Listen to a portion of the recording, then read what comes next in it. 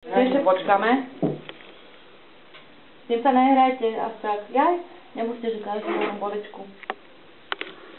To nebude vidieť. No. Teraz pre pomôcku si zoberte špendlík, túto servítku a si ju zapichnite hore. Do tohto. Kde sa vám spájajú všetky 4 čiary. To je len pomôcka. Z jednej strany a na spodu. V podstate pri týchto vajíčkach je najdôležitejší ten strih a zárez. Keď to si pripravíte dobre, tak už potom nemáte problém. Kto chce, môže si to aj na bokoch, ale netreba. Takto. Hore špendlík, dole špendlík.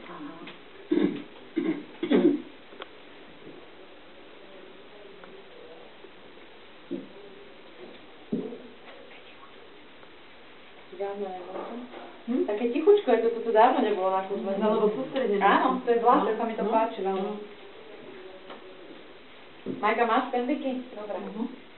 Máme špendlíky a teraz si to začnite kresliť. Vlastne robíme si strih, tak si to nejak chytíte. Za to je to servítka na to najlepšie, lebo si ju môžete vlastne upraviť, hej. Takže keď kreslíte, tak si to takto trošku aj poupravujte, lebo tá látka sa bude